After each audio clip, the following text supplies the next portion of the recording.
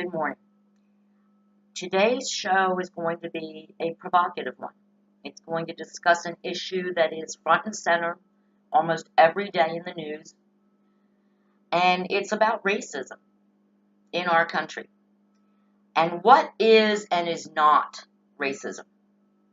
And this is important. And I shouldn't have to say this, but I'm going to, because some people are already putting their fingers on their keyboards and typing, and you're going to call me a racist after you hear this show.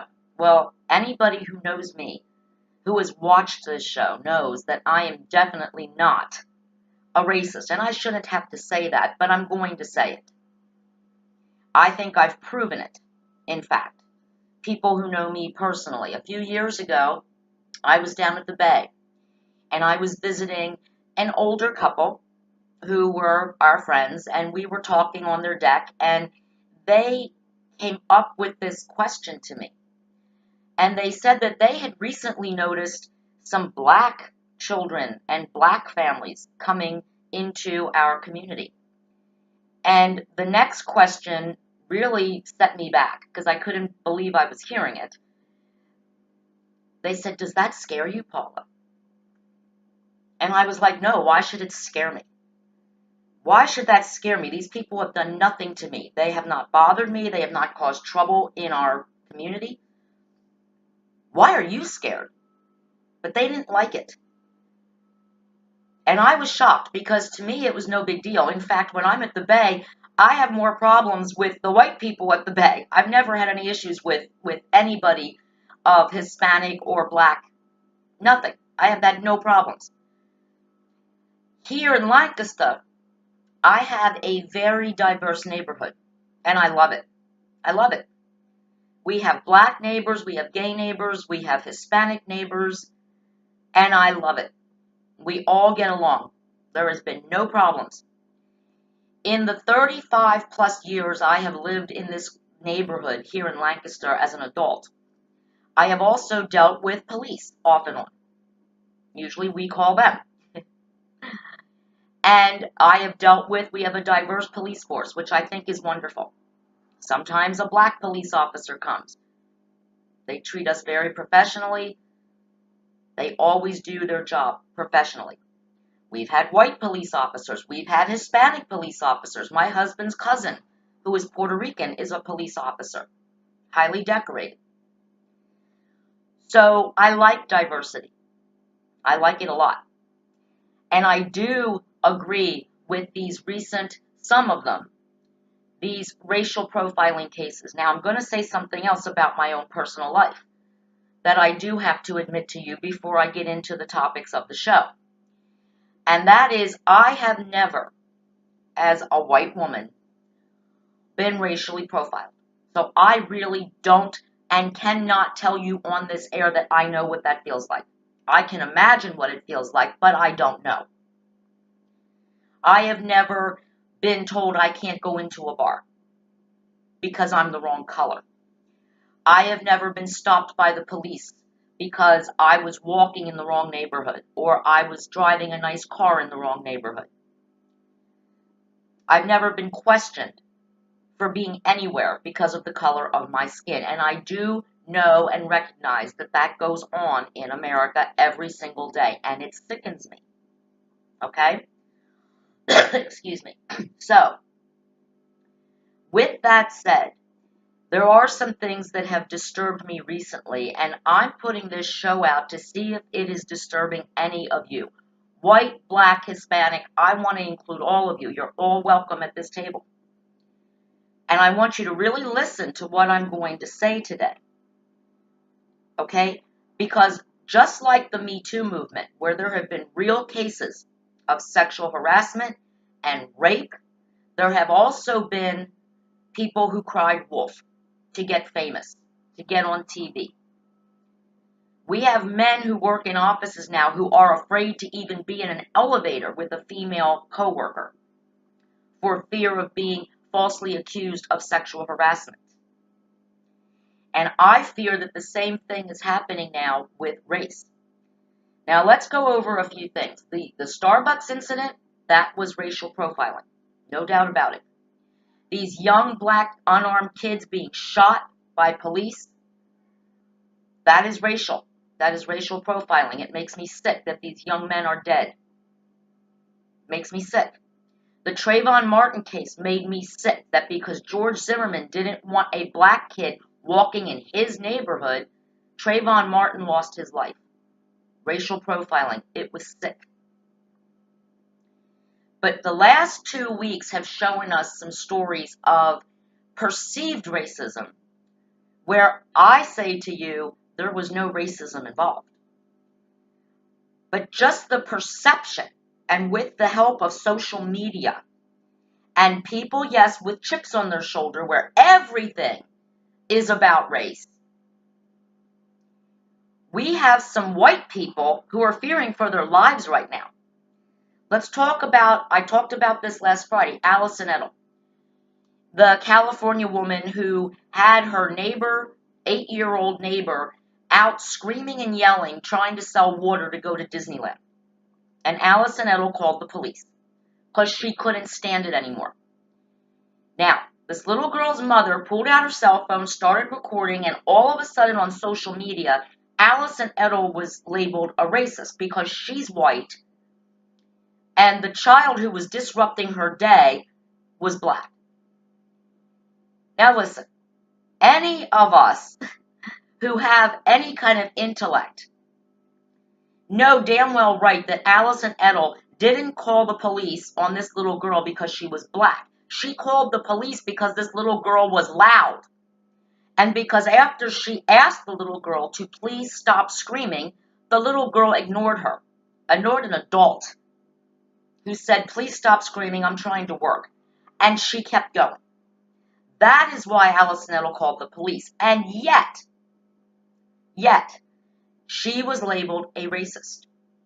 She got threats on social media.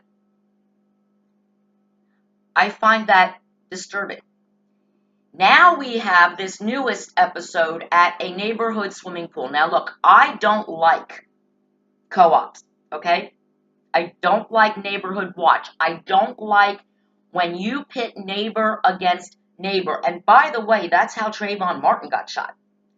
Because George Zimmerman was part of a neighborhood watch. He considered himself a police officer.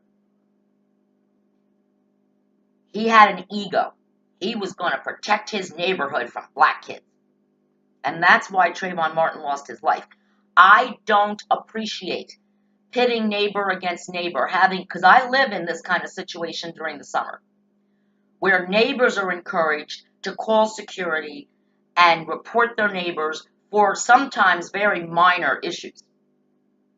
And I don't appreciate it. But in this neighborhood, they had a pool. Okay? You might have heard about it. And the rules are only people who live in that neighborhood can use that pool. And so there was a guy that was working at the pool as part of his neighborhood responsibilities. And this black woman and her children came into the pool. Now, he didn't recognize them. He didn't recognize them as living in the neighborhood. Maybe they just moved in. Maybe he just hadn't seen them before. So he politely asks the woman if she has ID to prove where she lives. Now, most of us, at least me as a white woman, would just have said no problem and give my ID. But this woman whipped out her cell phone, started recording, and attacked this man. Why do you want my ID? Are you asking everybody for ID? Why do you want my ID? Now, right away, of course, she posted this on social media. This man was labeled a racist. He lost his full-time job. He was fired. And he has now had to move his family into hiding because they too have gotten death threats on social media. Because all he did was what the Neighborhood Watch asked him to do. To make sure that only neighbors use the neighborhood pool. And they asked this guy, the white guy, if she had been white and you didn't recognize her, would you have acted the same way? And he said, absolutely, that's what they told me to do. If someone comes into the pool and you don't know them, you must ask them for ID to ascertain their address, that they live in the neighborhood.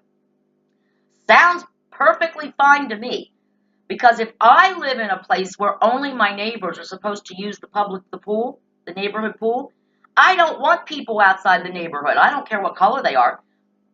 But the fact is, the pool's for the neighborhood. So I don't want the pool getting all overcrowded because people from outside the neighborhood are coming in and using it. It has nothing to do with their color or their ethnicity. If they live in my neighborhood, they get to use the pool. If they don't, they don't. That's the rule.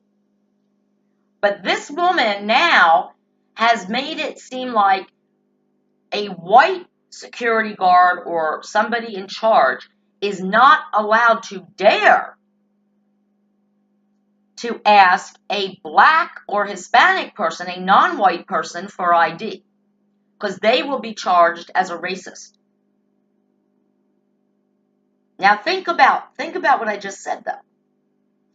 So they asked the guy, the white guy, if this woman were white, would you have done the same thing? He said yes. Nobody has asked this woman to reverse her situation. That if, as a black woman, she had walked into that pool and a black security guard had asked her for her ID, would she have whipped her phone out and started recording? And I think it's a fair question. Here's my problem. Are we now in a place in our country where you have to have both a white security guard and a black security guard on duty at all times? Think about this. Think about it. A black lifeguard and a white lifeguard. Because if a white lifeguard dares to reprimand a black child for acting poorly at the pool, don't run, oh, you're roughhousing, you're not allowed to run, whatever, is that white lifeguard going to be a racist? Or now do we need to also employ a black lifeguard that will be in charge of reprimanding the black kids at the pool? Do we need a black security guard to ensure that people who are not entitled to use the neighborhood pool don't use it, don't take advantage of it? Is that what we have come to in this country now? Where black people of all kinds, whether they're breaking the law or not, they just refuse to accept authority from anybody who is white. I think I'm asking a fair question here, and I'm sure I will get many comments, but think about this. And think about the lessons that this woman taught her children at that pool that day.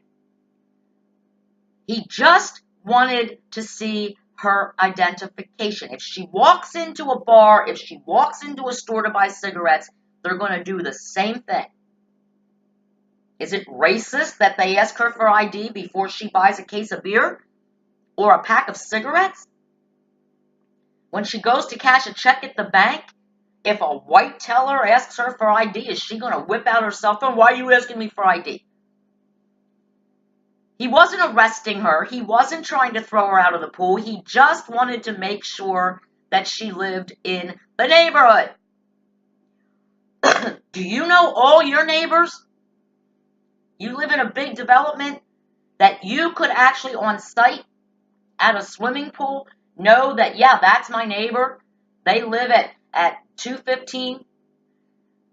Of course not. What was the big freaking deal?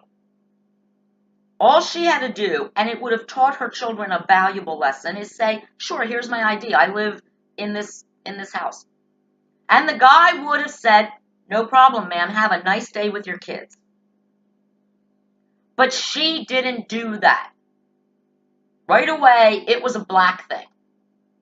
And now her children are being taught that if anybody who is white questions them for any reason, they have a right to attack them.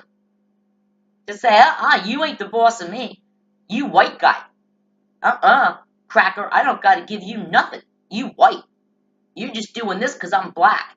Is this what we want to teach our children? And is this not the reason that some of our young black teens are being gunned down on the street by police officers because they are taught at home that a white police officer is going to pull you over whether you've done anything wrong or not, even if you are doing something wrong? Like the kid who tragically was shot because when the cops pulled his car over, and he had a gun in his car, by the way, wasn't an innocent like Trayvon Martin was. He was unarmed, just walking home from the store. But the cops pulled this car over for a reason, okay? And the kids had a gun in the car, and they ran. Instead of sitting there and saying, yes, sir, no, sir, to the police officers. No respect. We don't want to teach our children that. White children or black children, and believe me, there are enough white kids out there who also talk back to adults and to police officers and curse police officers out.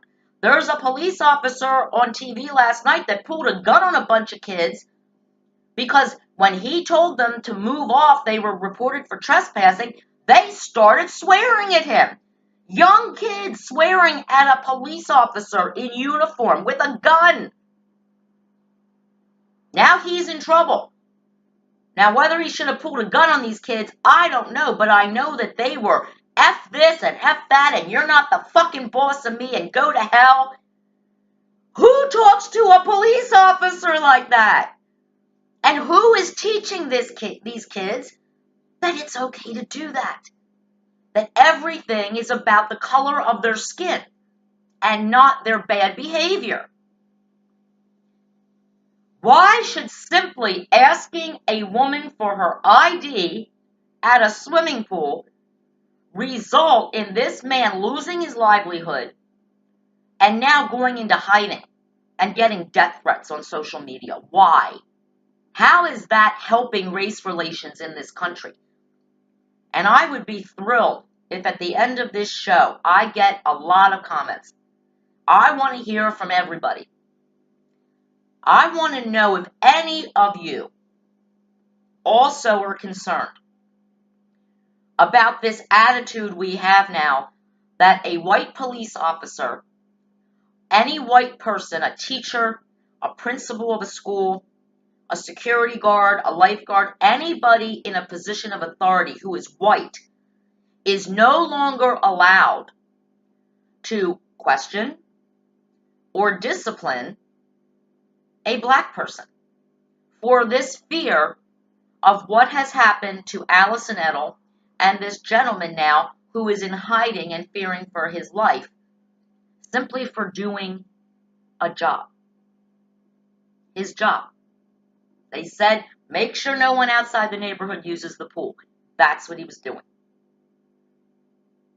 Now he's in fear for his life. His life is ruined simply because he did his job. Is this really what race relations in America is about?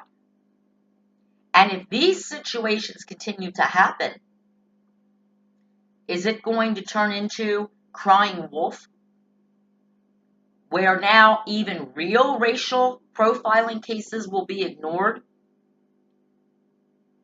because of certain people, some people who are ethnically different, who are non-white, will call out any kind of authority who is white and call them racist, even when the black or Hispanic person is actually breaking the rules or breaking the law? Do they now get a free pass to do whatever they want unless there is a black police officer on duty or a black security guard on duty? Are they actually expecting us to believe that they will not respect any authority unless that authority looks like them? I think this is a fair question. I really do. And I think we need to start teaching all of our children, black, white, yellow, green, all ethnicities, all religions, that when an adult tells you to stop screaming, you're annoying me. When an adult says, you're on my property, get off my property. When a police officer pulls you over. And yes, when a security guard asks you for ID, you just do it. And if it was a mistake, you deal with it later. Because as some of these young kids who have been killed for disrespecting authority